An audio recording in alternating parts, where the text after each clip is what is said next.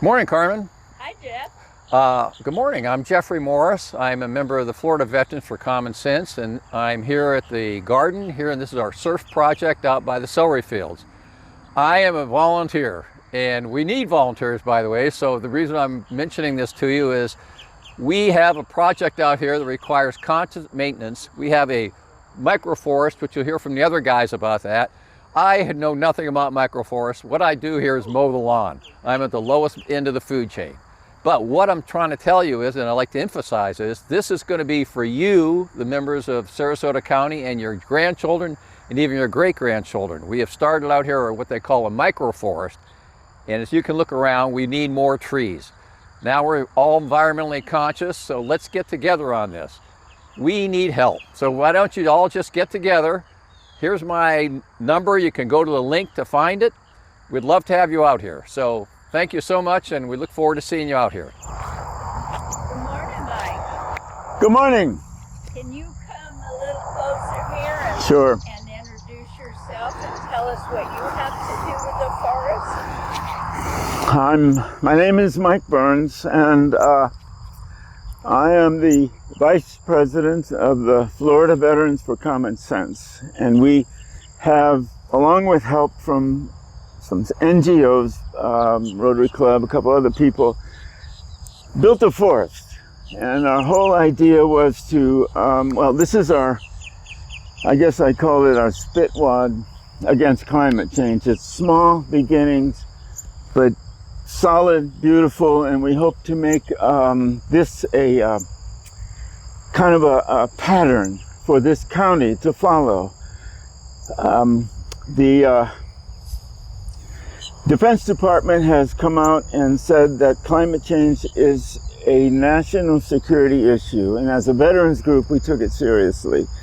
We're into a lot of different things, but this is kind of one of our top projects. We got help from McKeechin. Oh, I see, wandering up the trail is one of our chief scientists and advisors, Jack Merriam. Jack, don't go anywhere. Can you tell us what you have to do with this project? Well, I'm a member of Florida Veterans for Common Sense, and I have been one of the volunteers doing a variety of things, including trying to assist a little with science. And as I think I heard you saying, Mike, part of the purpose of this forest is to help mitigate the negative effects of climate change. And so we have a model that was developed by the U.S. Forest Service where we have looked at how much carbon dioxide we are taking out of the atmosphere with all of these trees. They breathe it in, breathe out oxygen, and they convert that carbon dioxide to organic carbon. You can see the wood that they're creating, their leaves, and their roots also are sequestering, tying up carbon in the soil. And then the other thing that they do is the leaves actually intercept rainfall. And historically, a lot of our rainfall comes in small events, 1 inch or less. And so when that happens, a lot of the water gets stored on the leaf surfaces and never hits the ground, never becomes runoff, never carries nutrients into Philippi Creek where this drains. And if it did, it would ultimately end up in the bay. So we are reducing the amount of nutrients. And therefore helping to mitigate not only climate change, but red tide and those other harmful algal blooms. The project, we hope to get support from the county to expand this project, perhaps around the hill or other county property. And we've received such great support. I have to mention McKeithen Nursery. Eddie McKeithen up near Mayaca, a little north of here, about 40 minutes away, has donated many of the trees, some of the big oak trees. So we have about 15, 16 different species of forest. Yeah.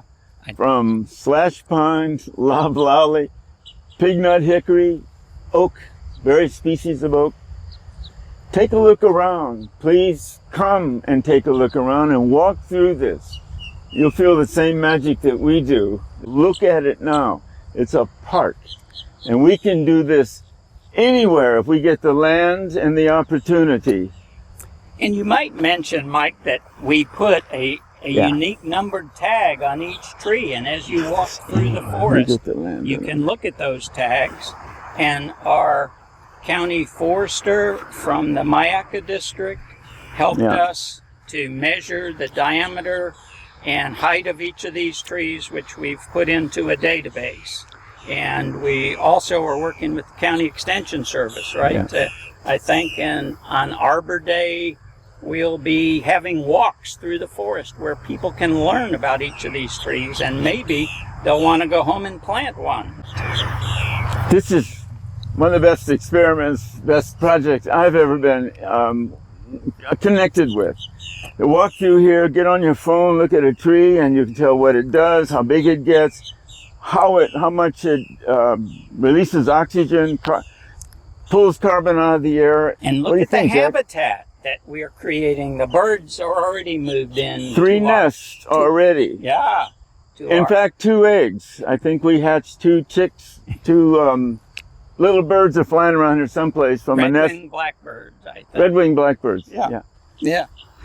The idea now is to allow the trees to grow and help. I think it can be a great teaching site for our community to come and walk through the forest. And I'm hoping that we can do periodic walks. Perhaps our county forester or our extension agent that deals with trees can schedule walks through the forest.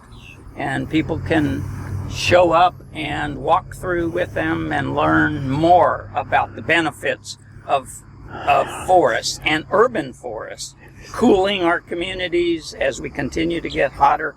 That's huge. When you walk under a large oak tree on a really hot day, you can feel the air movement that they create with bringing water through them, and it's 10 to 15 degrees cooler, and that can happen all over our cities.